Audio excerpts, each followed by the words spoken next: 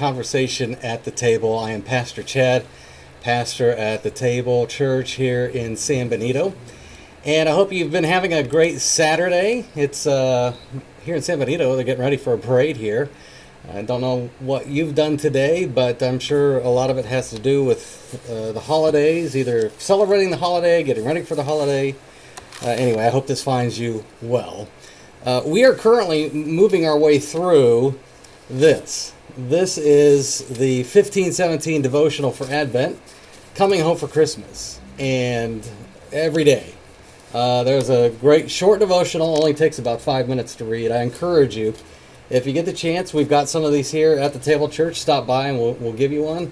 Or go to the 1517.org website, and there you can purchase the devotional, the Advent devotional. It's really, really good. It's been good every day this week. We're working our way through Isaiah. It's Advent in Isaiah.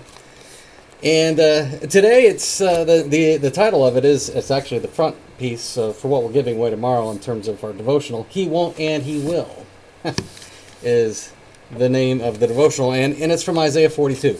You know, one of the stories that I heard growing up, and I'm not going to say where I heard it as a kid, so I'm going to protect the guilty here. I heard it so often, I've never forgotten it. In fact, it's stuck with me. It's one of those deals where you can't unthink it if you've heard this story, especially as many times as I heard it growing up, because there was always a moral of the story. The moral of the story wasn't a very good one. The story of the shepherd that notices a particular lamb that has a habit of wandering off, and the lamb won't stay with the flock. And so one day the lamb goes wandering off, and the shepherd goes and finds the lamb, and he picks up the lamb. Well, he breaks the legs of the lamb so that it won't go wandering off. And now he's carrying it on his shoulder everywhere, and when the lamb's all healed, then the lamb never strays. He sticks with the shepherd. It's an act of love, according to the story. It is the loving thing to do to break the legs so that the lamb will learn that it's not supposed to run off and run away from the flock. First of all, that is a Christian urban legend, and it's an urban legend. It's as urban legend as it gets. It never happened. In fact, shepherds don't do this. And we were told as kids that this is what shepherds do when they have a wandering. No, they don't. They don't. There's no record of a shepherd ever doing this. They don't break legs of lambs to keep lambs from wandering away. But I heard that story over and over and over as a kid. The moral of the story is that this is what God does to Christians who wander. And if you don't stop wandering, He's going to break your legs, so that you learn that you're not supposed to wander away from Jesus. Well, that, first of all, is, we're going to look today here in Isaiah 42. That's not Jesus. Second of all, you tell those kinds of stories and you present that kind of God, that kind of Jesus.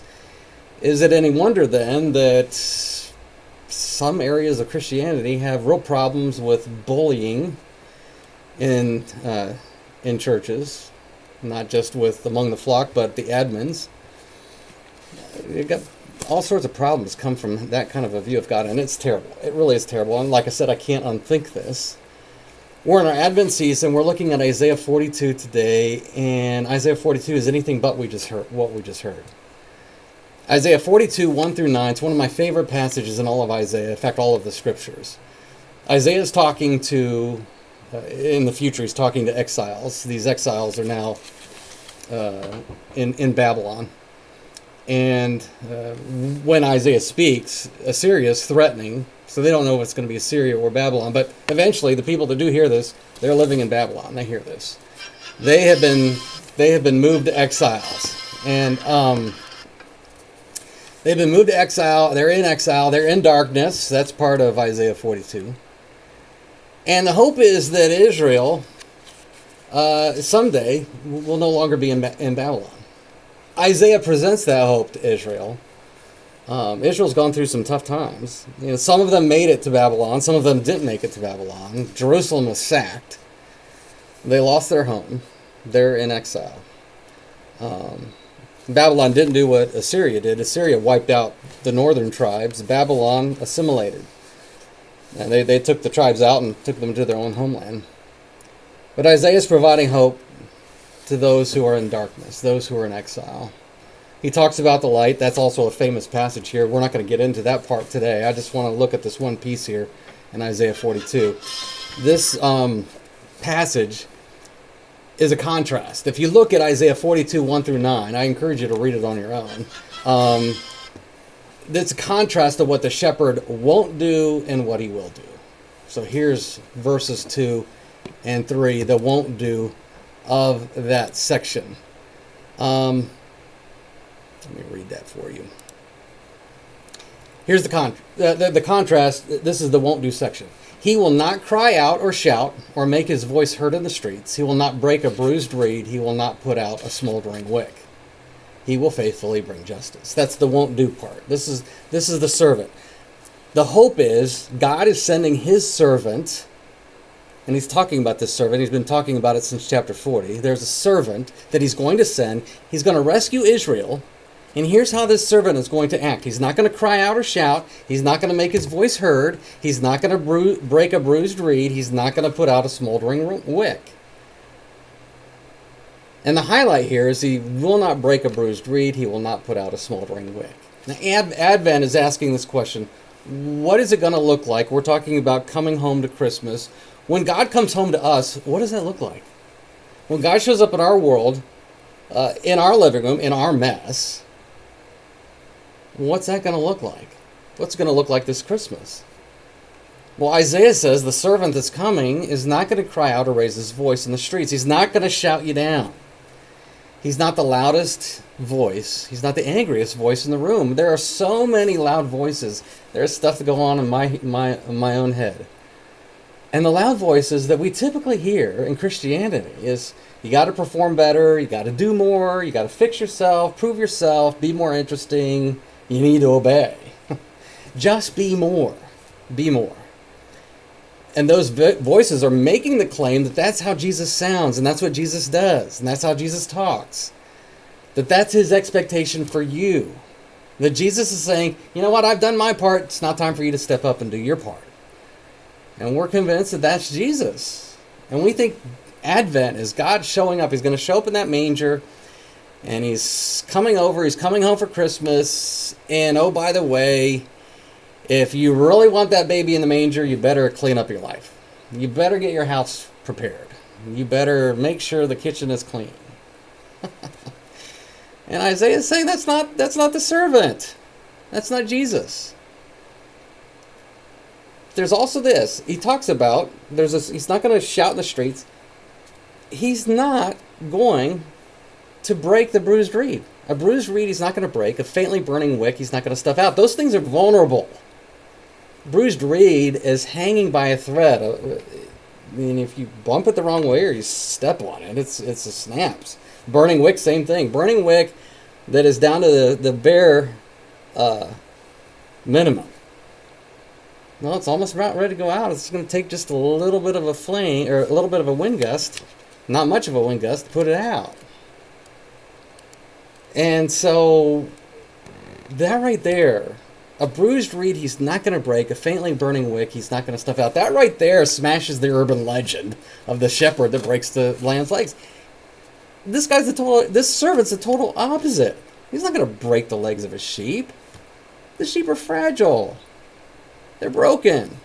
And into the brokenness, he's going to provide healing. He's going to provide rest. Isaiah is saying this is how Jesus sees you. He sees you. He hears you. As the bruised reed that you are. The faintly burning wick that you are. You're not a problem. You're not a project. You're not a disappointment. You're a bruised reed. He's not here to break your legs. He's not here to finish you off. He's not in here to spank you. He's all about bruised reeds and burning wicks. You know, this came up. It's funny because this is exactly what Matthew in Matthew 12, he brings up this exact passage for this exact same thing that is going on in Jesus' day. Jesus shows up to a church. He shows up to a synagogue on a Saturday, which is their church day. He shows up to the synagogue. There's this guy there. He's got a withered hand. And then the question is, hey, you think he's going to heal on the Sabbath? Here's Jesus. Jesus asks this question because he knows what they're thinking. Who among you? This is where it gets so ironic with the whole shepherd breaking the legs thing. Jesus says this that day. Who among you, if he had a sheep that fell into a pit on the Sabbath, wouldn't take hold of it and lift it out? Does that sound like somebody that's about ready to break the legs of the sheep? Now, Jesus is asking that question. He's talking to the religious establishment, the pastors of that day, the theologians of that day, the ones who are in the ones that have the podcasts, the ones that have the best-selling books, the ones that have the best theologians in the seminary, the ones that have 3 services on Sunday. And he's talking to people that have no problem stepping all over bruised reeds. Just like the dude with a shriveled up hand. You know what Jesus does? He heals it. Of course he's going to heal it. He's talking to people that would rather that guy spend another day with a shriveled hand than see Jesus heal it on the Sabbath. That's our Christianity. That's the kind of stuff that leads to, hey, we got a story here about a shepherd that breaks lamb's legs. No. Jesus is talking about rescuing sheep and healing. So, this is Advent. Some of you are looking at Advent, you're looking at Christmas, you're feeling like a bruised reed, your energy's gone, your hope is thin, and your faith is barely hanging on. And you're thinking, because of stories we've heard, and because of the way we were raised, and the way that we think about Christianity, and the way we've been told, you know what, if I come home to God, all he's going to do is remind me of all the stuff that I've just blown it. All he's going to do is point out exactly where my life isn't right now. He's going to point out how far I've fallen. No, he's not. I mean, the law will do this, right? But that's not Jesus. Isaiah 42 says that's not who the servant is. It's not what he does. He's not going to crush you. He's not going to snuff out the little faith that you still have left. He's not going to remind you about all the stuff you've done. In fact, you know what you've done. That's the repentant heart. You know what you've done.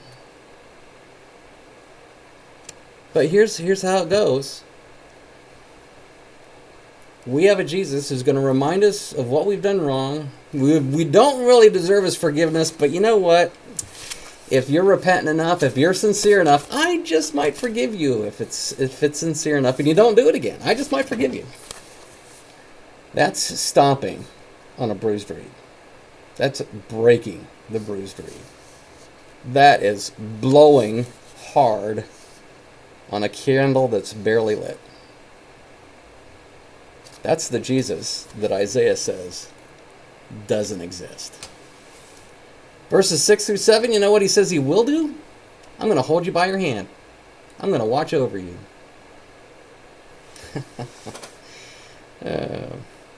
He says this servant is going to be a covenant for the peoples. This servant's going to be a light for the nations. He's going to open blind eyes. He's going to bring out prisoners.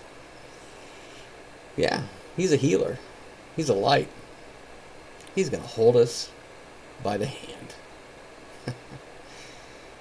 And that's what he does at Christmas. Christmas, he shows up. And he holds our hand. He says, I'm not letting go. I'm not letting go. I'm not leaving you. That's Jesus coming home for Christmas for us. That's our conversation at the table today. We're going to continue talking about coming home for Christmas tomorrow here at the table, right in our worship service, 10:30 here in San Benito. Show up at 10:30, and we'll talk about forgiveness. We'll talk about grace. We'll talk about Jesus in our morning worship service. Wednesday, December 10th, 6 p.m., that is a service for broken reeds. That's our Blue Christmas service. It's for those who are feeling lost, those who are feeling anxious.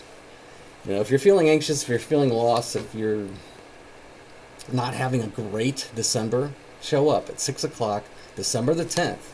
That's a service for you. And then December 24th is our Christmas Eve service. And we'll have that, we do that every year. And for 1 hour, just 1 hour, we tell the Christmas story from Matthew and Luke, reminding ourselves on one of the best nights of the year what Christmas really is all about. That's our Christmas Eve service. So I encourage you. December 10th, Blue Christmas. And again, maybe you're not the one feeling lost. Maybe the one you're not feeling brokenness or fracture, although I guarantee you are. We all are. But maybe you know somebody that does. Maybe you know somebody that's in the midst of some grief right now. Blue Christmas is for them. It's for you. So that's our conversation at the table. Until next time, just take advantage of all the information you find on our Facebook page and the videos and all that. Leave your comments. Let us know what you think. And then make sure that you are somewhere tomorrow. Might not be the table, but be somewhere. Be in a community. And remember this, that no matter what happens the rest of the day today, no matter what happens tomorrow, Jesus always has you. He's not going to step on a bruised reed. He always has you.